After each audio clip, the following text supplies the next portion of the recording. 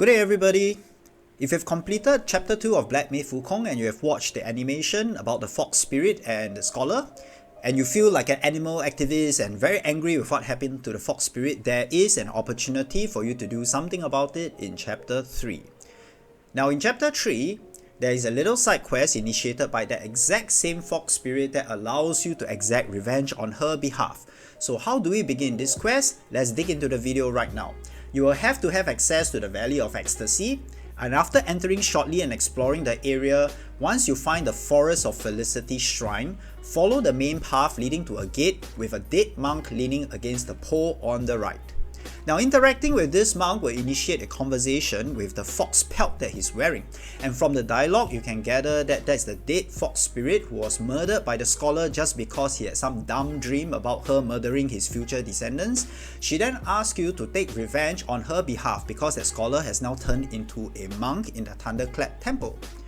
So after the conversation, you will actually turn into the fox. Now do not panic. At any opportunity, just pressing button number 4 if you're a PC player will allow you to go back into monkey mode again. But as the fox mode, there are some benefits to it. You can run around incognito and you are less likely to aggro any of the mobs and the monsters that are within the area itself. Now to reach Thunderclap Temple, you actually have to go a lot further down and complete the entire Valley of Ecstasy, so that's a little bit of a journey ahead.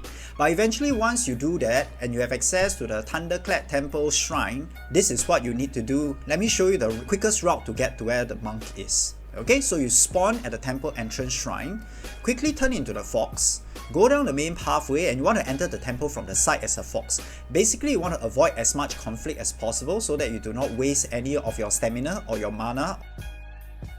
Going through the first area, you reach out to this open square, and then from here you can go up the staircase where you can avoid some of the other NPCs, especially the long range motherfuckers.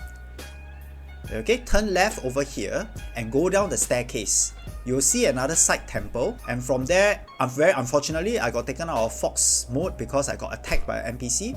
Go into this dark looking temple, and there are a couple of special needs, dumb and blind monk walking around. They do a lot of damage, but try to roll dodge to avoid them, and if you aggro them, the camera is going to go a little bit wonky like what you see here.